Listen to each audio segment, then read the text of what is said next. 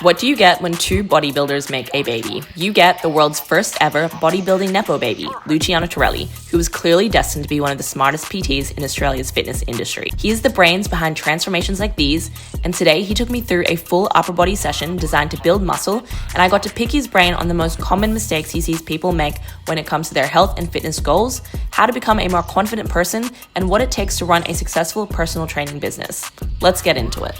You haven't done any sort of movement prep. This is the most bodybuilding I've come across. What's up with that? Well, because when you think about it, the main thing you're trying to do is you're trying to warm yourself up for the skill that you're about to do. And we're about to do dips and lat pull downs. So that's why we're warming up for them. I don't really have a reason to be activating anything. I mean, if you're doing the exercise the way you should be doing it, with proper technique, and you're picking the right weights, everything should be activating the way that it should. And I don't really have any issues that would justify me doing it. Whenever I'm training, it's pretty much like a 6-4-2 warm up, just on the group A's of every workout. So like the first exercise or the first pairing of exercises that I have for the workout, and I seem to be doing just fine. 25 is gonna be your working set for 6? For 8. For 8? Yeah. Okay. Here we go.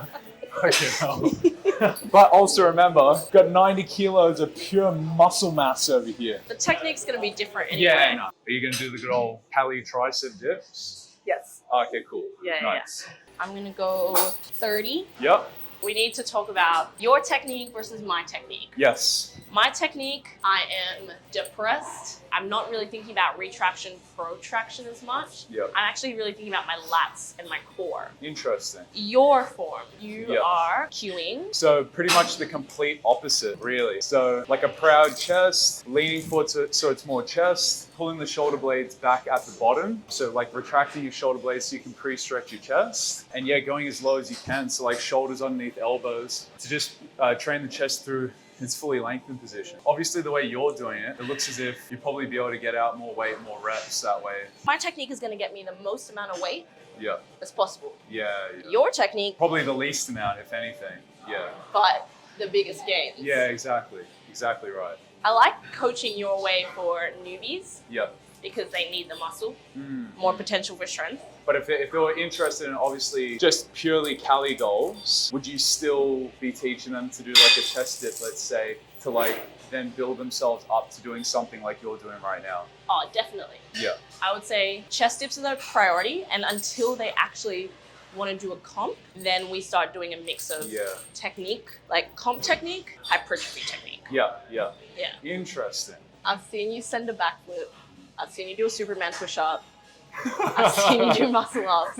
I've seen your flexibility. You used to do Muay Thai. Yeah. You're clearly an athlete and you're good at everything. Thank you, Why bodybuilding? I feel like if you do bodybuilding training right and you're chasing performance anyways, you're still getting that aspect of not just chasing the look side of things, but the performance side of things and trying to get like training objectives like numbers and all that kind of stuff. The whole fun in it for me is that, like chasing the performance in the gym, progressive overload, doing better every week. So the fun aspect for training is taken care of for me, whether that's going to happen through a squat, bench and deadlift, or whether it's going to happen on other exercises that are more hypertrophy based. I'm still getting that fun aspect out of it. And then there's just the added bonus that I'm also improving my physique. For me, it's like if I were to do just performance based, at least right now with my goals, and I knew there wasn't going to be an outcome of getting more aesthetic with it, it probably wouldn't keep me as interested. But it's just like, I'm like, okay, I'm getting stronger. That's fun. And I'm getting more jacked. That's also fun. So it's like multiple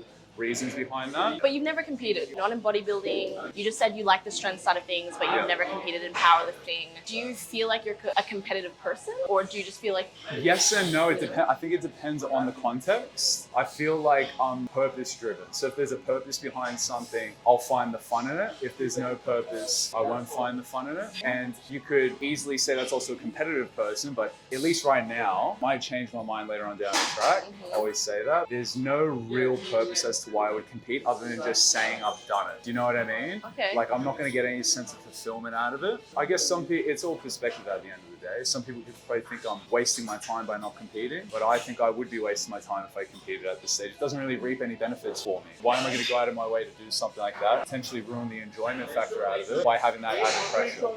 You know what I mean? The sacrifices you need to make to even get remotely close to that condition, I wouldn't be willing to do that to just get a gold trophy or just get recognition. It doesn't even mean anything to me. You're sacrificing your social life, the stuff you want to eat, the way that you're feeling, potentially your business, all that kind of stuff. When I weigh out the risk to reward, there's a lot more risk and not a whole lot of reward. I feel like you have a very macro view of opportunity costs beyond just seeing, like, I'm sure a lot of people would say, oh, but the exposure, oh, but the things that you can post on Instagram. You know, maybe you'll get some clients out of it. Whereas it seems like to me, you're not just thinking about it from a training and aesthetic point of view, but the fact that you were like, you know, my business potentially might suffer. Yeah, definitely. When you're making a decision like this, because it is quite a lot of sacrifice on your whole life, you really are taking into consideration your whole life. Yeah, exactly, 100%, because it does consume your whole life. If anyone's got ready for a bodybuilding contest or anything close to that, I'm sure they could vouch for the fact that it does consume your life. And I don't want something like that to consume my life right now.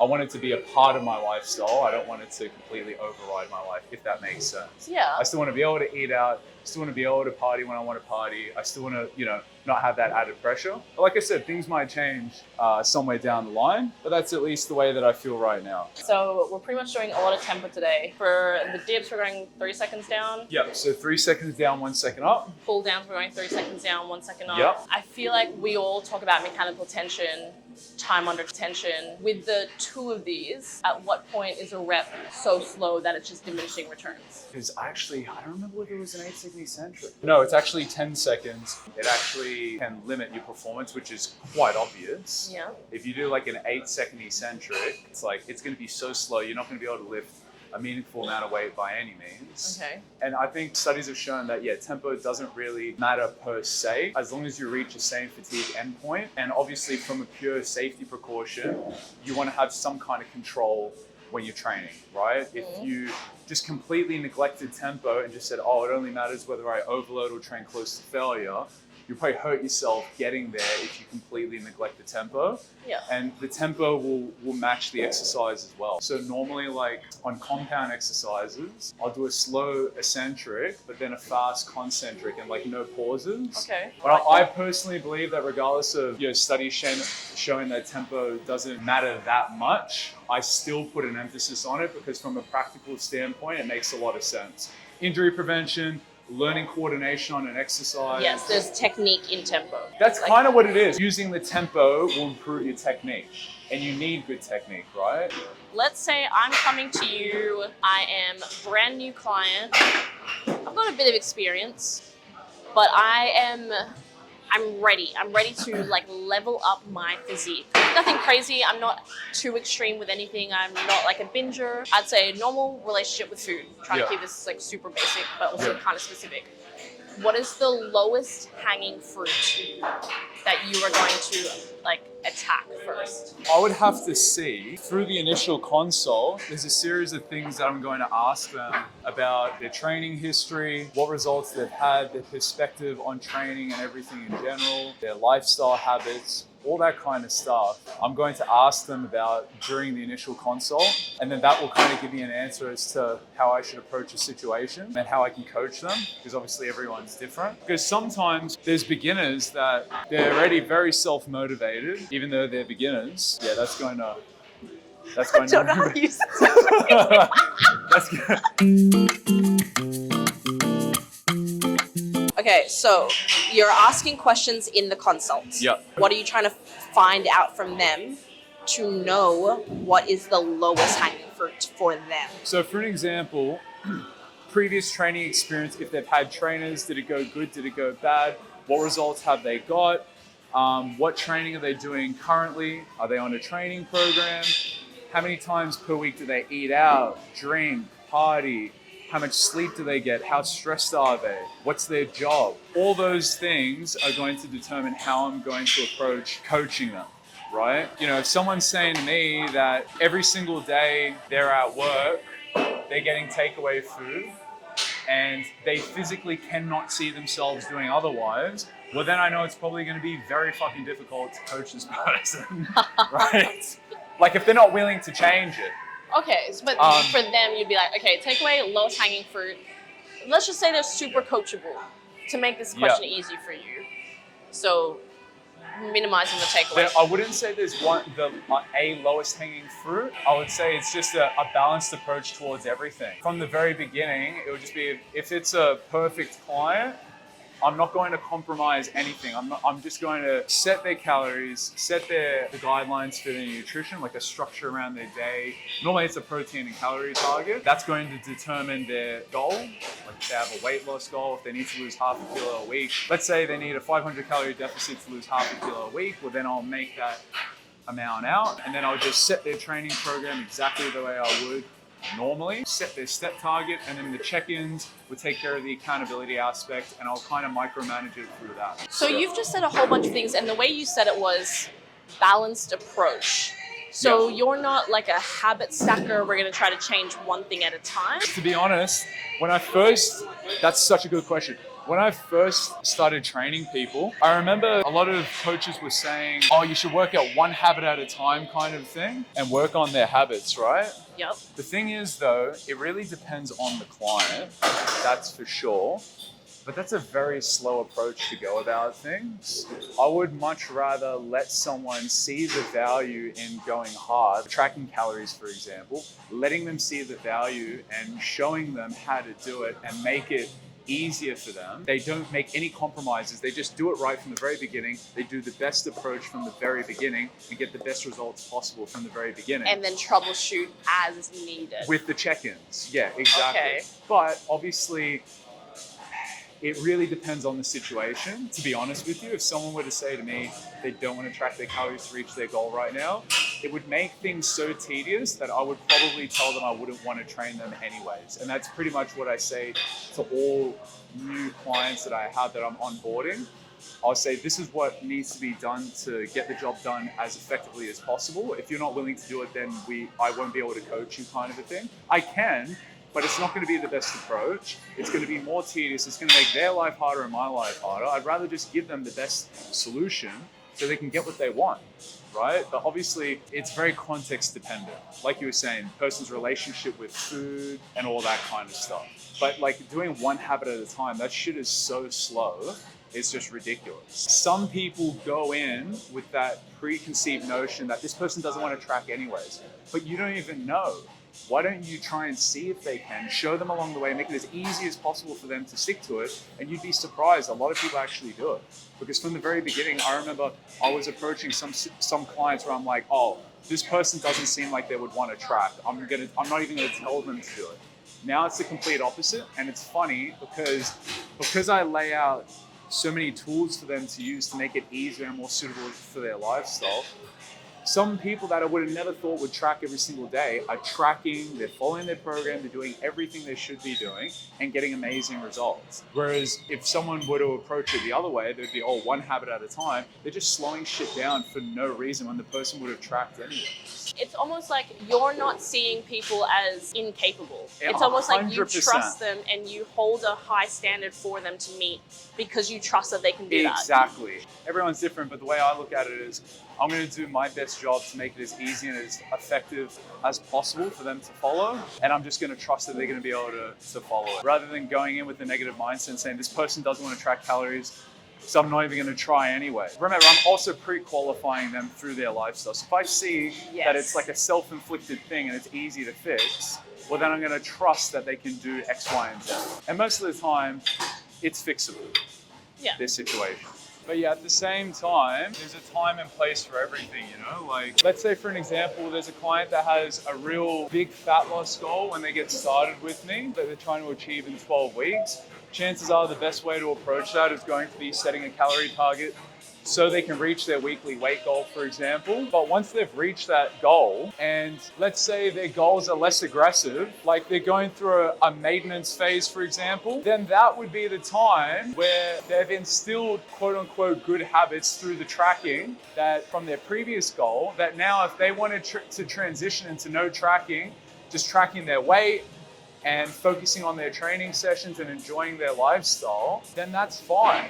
You go through phases, right? You don't have to track all the time. It's just a tool like anything. So you coach like a wide range of people. I don't think you have this like common demographic. I've seen you coach women, men of all ages. Do you find that there is any like maybe just at least like two super common mistakes when it comes to a training approach or a nutrition approach that you're like, oh, they're all making this mistake? Boy, that's a real hard one. Hey, I feel like if we're going to talk about nutrition and tracking calories, Okay. and yeah, this is assuming they were tracking calories beforehand. I think the biggest one I've come across recently that I feel like a lot of people don't emphasize enough, a lot of coaches don't emphasize enough, is accuracy to calorie tracking, 100%. When someone's claiming to be having a really low amount of calories and not losing weight, not all the time, but most of the time, it's because they're not really having the calories they think they are. And it's funny because the amount of times I've sat down with someone that said, oh, I'm not losing weight anymore on this amount of calories. And I look at their activity level and everything, and it just doesn't make sense. I, most of the time, will set them a more reasonable deficit than the number they were giving me, which is usually a little bit higher than the number they told me. And they'll freak out, and I'll just say to them, hey, look, we're gonna work on the accuracy of your tracking. And I'll set them all these tips to do so.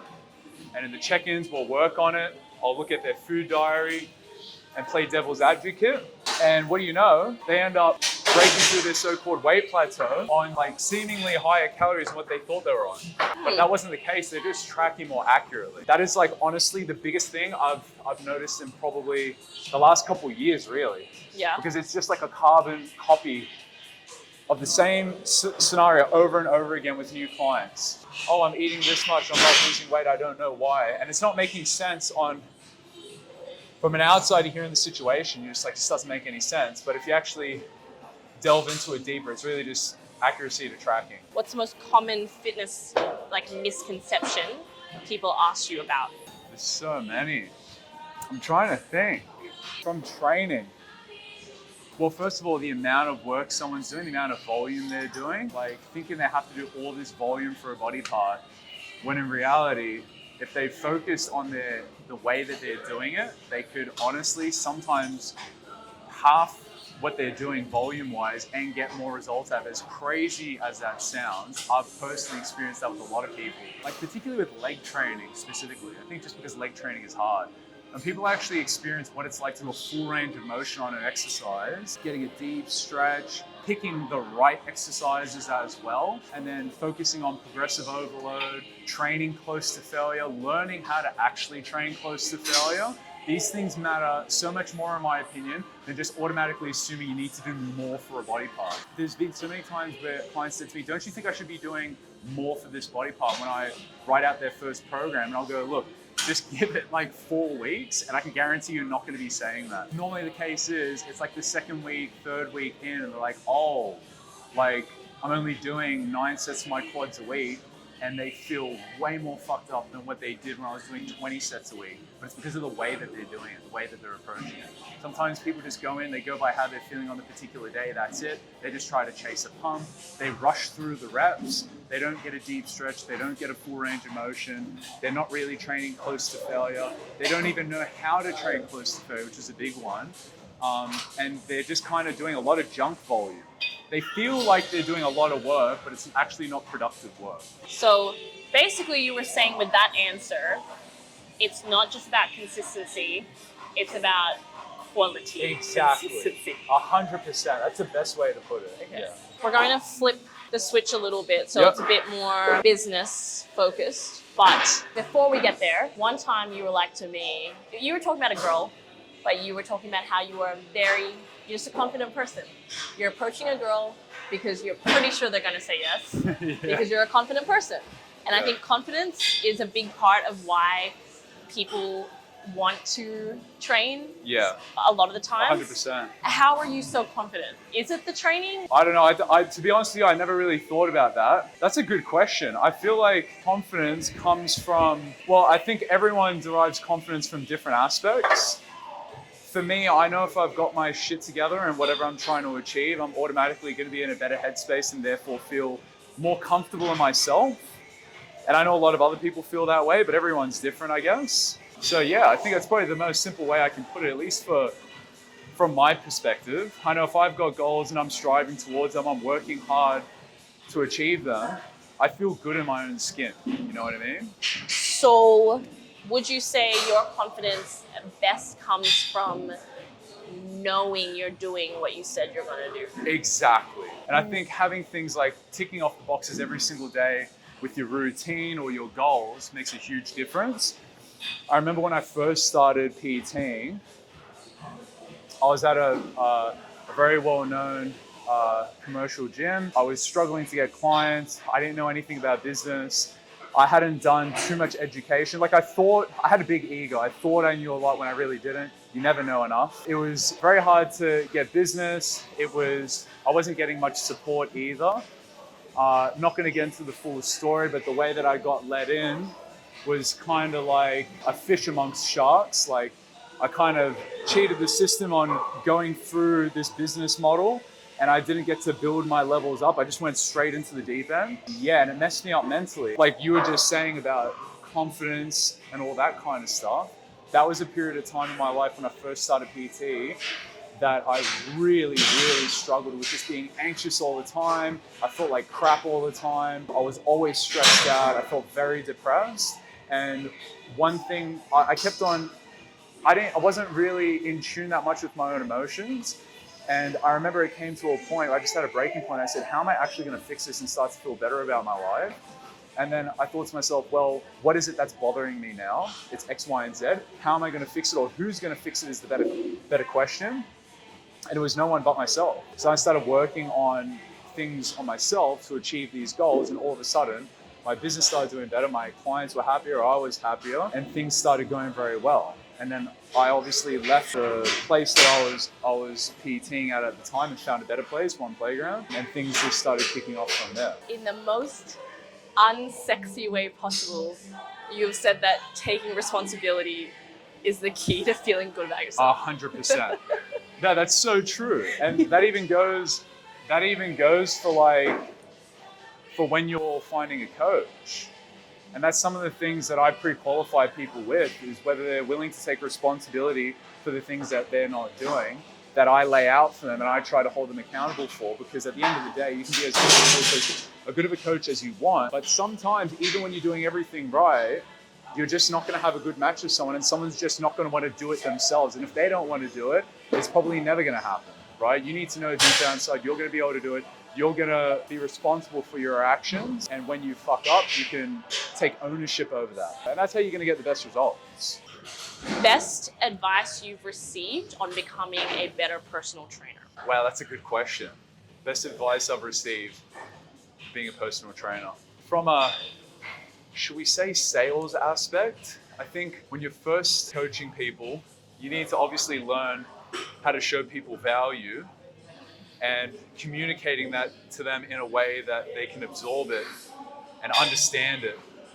And I think part of that is being well educated. If your clients get good results and you're doing your job well, your business will be doing well. Okay. You don't just want to be like focusing obviously on just saying, I'm going to strive to get a good business. I think there's other industries where you could probably say that, but in this scenario, it's like the better you are as a trainer, the better you can get your clients' results, the better your business will be. So it's like, I'm not focusing so much on business and numbers. I'm focusing on just getting people the best results possible, being as educated as possible, and having as many answers as I can, that when people ask me a question, I always have an answer for it and can, have a solution to their problems. So I feel like, to answer the question without going off on a tangent, the thing that really changed my business was when I started seeking out further education outside of just doing like your workshops in the gym that you're working at or whatever, actually paying for courses with my own money, seeking out reputable people in the industry and doing courses from them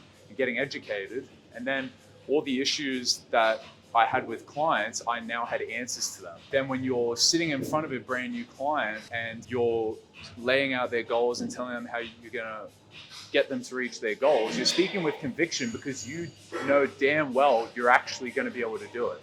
You're not just some shitty PT that's trying to be all salesy with someone and you cannot even follow through with the things that you're saying. So for me, that's what revolutionized like my business, was just becoming educated.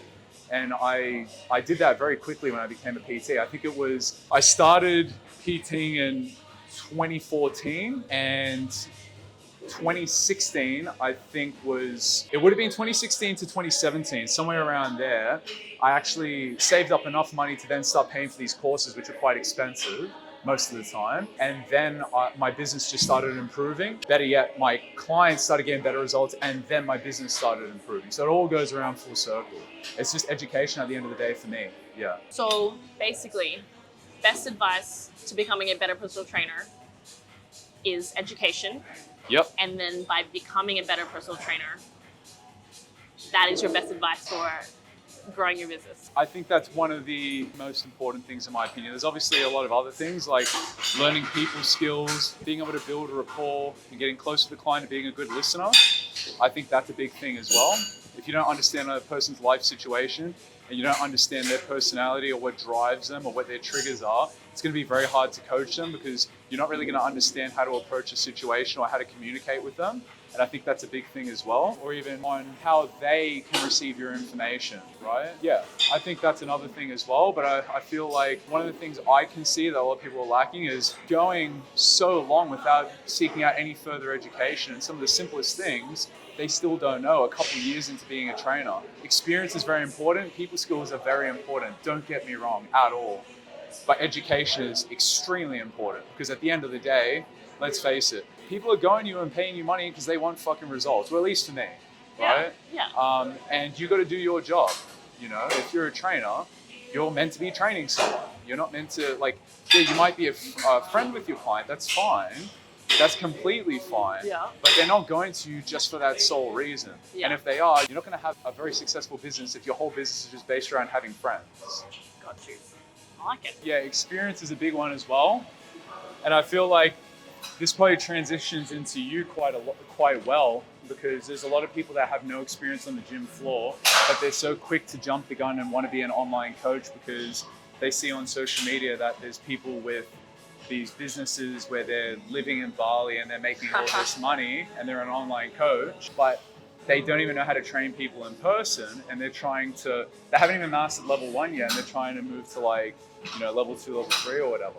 And I think that probably translates quite well to your situation, right? Because you spent a decent amount of time training people in a commercial gym. Yeah, like 5 before years. becoming an full-time online coach, and that's why you're so successful. So what would you say is like one of your biggest pieces of advice to someone that wants to build an online business and they've just become a trainer? Would you say experience is a big part of that, or? 100%. I always get a lot of people who maybe they're transitioning to the fitness industry, and maybe they've already got like a big following. So they've got a big following and they're like, yep, I think I can do online coaching because I have this massive following, but have never been a coach in their life. It is way, way, way harder to coach someone online than it is in person if you have no experience. Like all the experience that you get in face-to-face allows you to have just like so many tools in your toolbox to be able to take to an online client. Because when you have an online client, you can't change what they're doing straight away. You need to be able to take a consult and from that consult create a program that they can do on their own safely, because you're not going to be there to be like, oh shit, maybe I just programmed the wrong thing, like let me change that straight away, because you can't change it straight away and it might be too late for you to change it. So you need to get to know people in the face-to-face aspect and see like how people actually move to then be able to become a good online coach. That's how I see it. Does that make sense?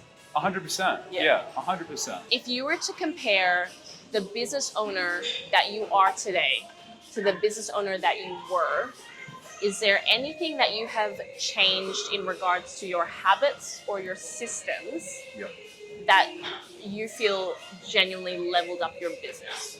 I think time blocking my whole week made a huge difference. You're not just going day by day, hour by hour. You've got exact time periods that you're dedicating to emails, you're dedicating to check-ins, you're dedicating to training. sometimes even the times that you're eating, like depending on how busy you are on that day, sometimes I do that, otherwise I won't be able to eat. As crazy as it sounds. Dedicating time for programming as well. These things make you so much more efficient to then be able to handle a higher workload and still be able to enjoy your time, your spare time. So I even time block my enjoyment time as well. Sometimes the lines become a bit murky and obviously things don't pan out exactly the way you want them to be. Sometimes you just get ram-raided with admin work and it has to topple over onto, say, the weekend, for example, when you normally wouldn't want to work the weekend and things like that. That's a given. But I think time blocking is huge. Trying to make things as systemized as possible is going to help you quite a bit as well. But time blocking is crucial in my opinion. Luch, I want to change my life. Yeah. What are 3 books that you can recommend to me? Well, I'm going to give you an answer that you probably weren't expecting.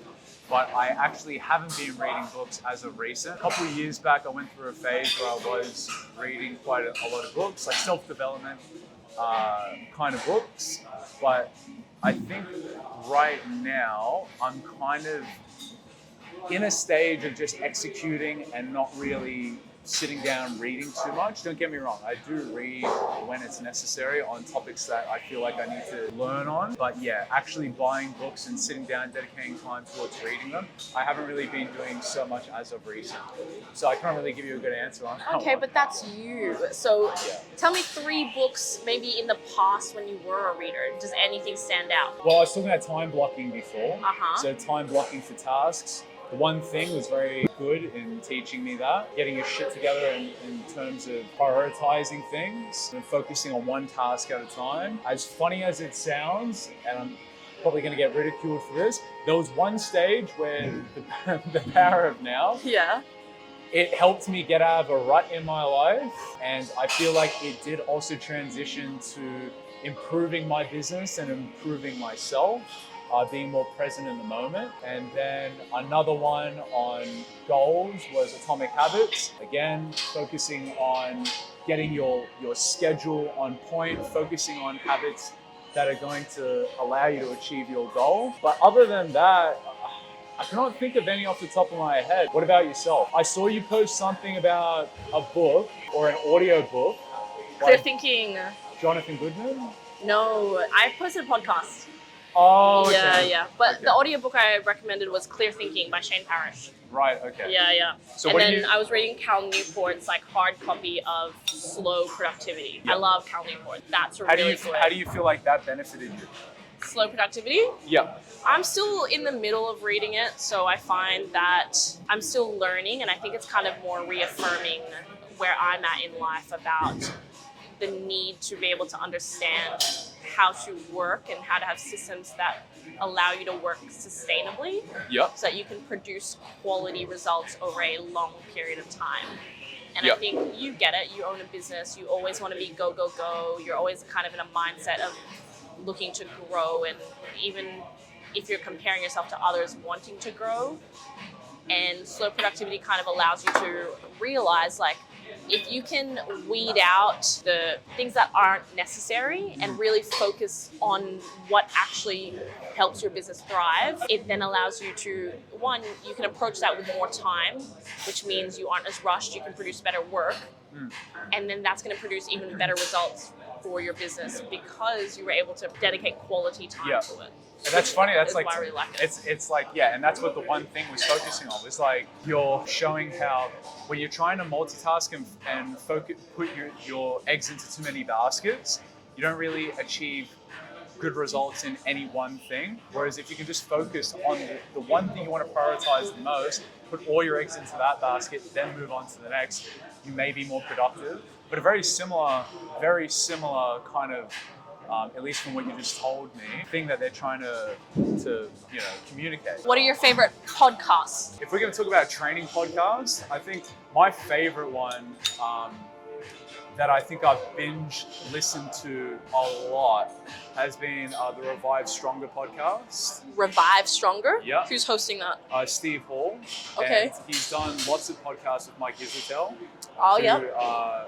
Yeah, I've listened to so many of those podcasts, actually for years now, So I've got a lot of knowledge out of that. He has very, very reputable coaches that go on his podcast. And the thing is that, you know, a lot of the times people go on, listen to podcasts, to listen to the guest on the podcast, but you got to also understand that the person hosting the podcast, if they've had that many knowledgeable people on their podcast, those people are actually very knowledgeable themselves because they've absorbed all that information. I like Stronger by Science. Yeah, they're good as well. Yeah. The 3DMJ podcast as well. This is pretty much like the finale. Luciano Torelli, how do you want to be remembered? What a good question. I mean, are we going to say like from a business standpoint, or is that a bit corny? Nah, do it, yeah. God, I would say making my clients happy and getting them results. It's as simple as it's going to get, and getting the best service possible. That's probably the best answer I can give, to be honest with you, as simple as it sounds. So you want your client on their deathbed being like, Luciano Torelli made me happy.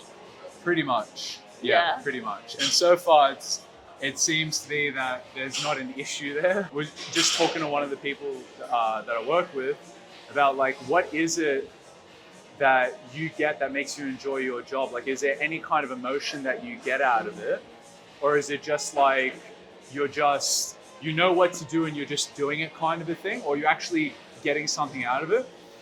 And yeah, one thing I was saying was when I first started PTing people, it was just like, okay, I like training. So it's just by default, the first thing you're going to think about doing is like, okay, I'm training, I enjoy training, and it's something I feel like I'm good at doing, so I'll train other people.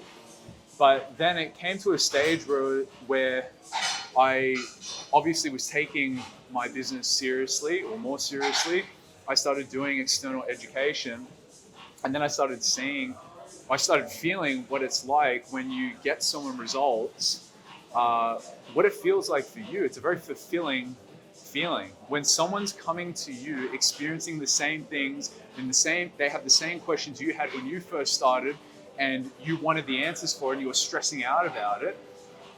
That feeling of giving someone reassurance of like, don't worry, it will be okay. If you do X, Y, and Z, you will get to exactly where you need to get to, is a really fucking good feeling.